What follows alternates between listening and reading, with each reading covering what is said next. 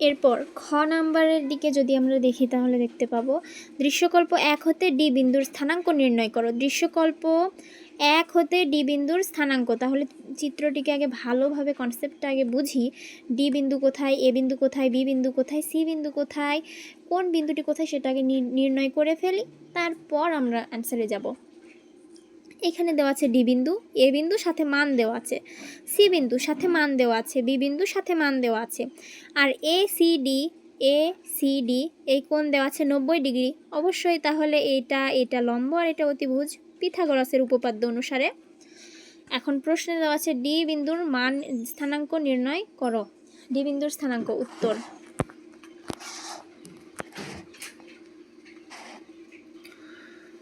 উপরে এখানে বি বিন্দু, সি বিন্দু, বি বিন্দু, সি বিন্দু, বি বিন্দু, বিসি রেখার সমীকরণ, বিসি রেখার সমীকরণ x-x1 x1 x2 is equal y y1 y1 y2। এই রেখা ক্যালকুলেশন করে যে একটা এটা আমরা সবাই পারবো, এটা চেষ্টা করলে আড়াআড়ি গুণ কাটাকাটি ক্যালকুলেশন করার পরে যে সমীকরণটা আসবে এটা হচ্ছে বিসি রেখার সমীকরণ। এরপর এডি সমান্তরাল বিসি। চিত্রে দেখি, যদি চিত্রে এডি আর এটা হচ্ছে বিসি সমান্তরাল হওয়ার কারণে সমান্তরাল রেখার সমীকরণ আমরা কি পাইছি, একটা সমীকরণ, এটা যদি সমান্তরাল আরেকটা রেখা সরল রেখা যদি বের করি তাহলে কোন সূত্রটা অ্যাপ্লাই করব, সেই সূত্রটা আমরা পেয়ে যাব বইয়ে চলে যাই। এখানে কি কোনো সূত্র দেখা যাচ্ছে? হ্যাঁ, দেখা যাচ্ছে অবশ্যই। এই তো সরল রেখা, এই তো লম্ব, এটা সমান্তরাল, এই তো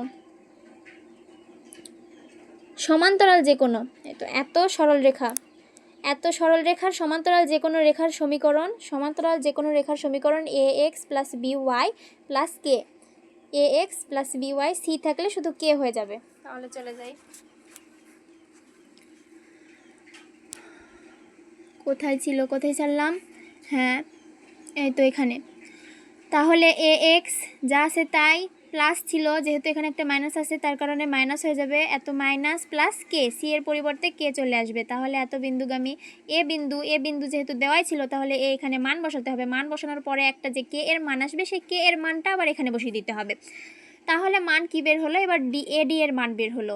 প্রথমে বের হলো বিসি, এরপরে এডি এর মান বের হলো। এডি এর মান বের করার পরে এরপরে পালা হচ্ছে এসি এর মান বের করতে হলে ঠিক বিসি এর যেভাবে মান বের করলাম এসি এরও সেভাবে মান বের করতে হবে। করার পর ক্যালকুলেশন করার পর, এটা সবাই পারবো আমরা, ক্যালকুলেশন করার পরে এসি এর যে মান বের হবে এই মানটা আমরা একটা নম্বর দেব, এখানে 4 নম্বর দেওয়া হলো।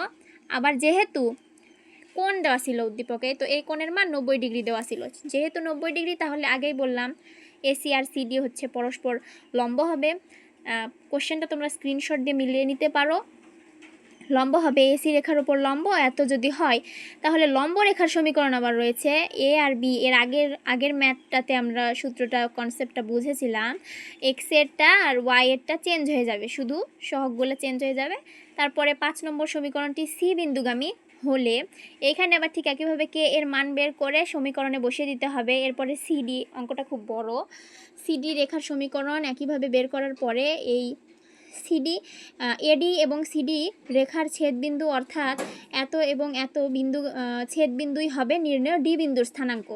এরপরে 5 গুণ এবং এত নম্বর বিয়োগ করে যে মানটা পাওয়া যাবে, এটা এক্স এর মান পাওয়া যাবে, তারপরে ওয়াই এর মান পাওয়া যাবে। এই মান বের করার পরে ছেদবিন্দুর স্থানাঙ্কই হলো যে মানটা আসবে এক্স আর ওয়াই এর মান, সেটিই হলো ডি এর ছেদবিন্দুর স্থানাঙ্ক।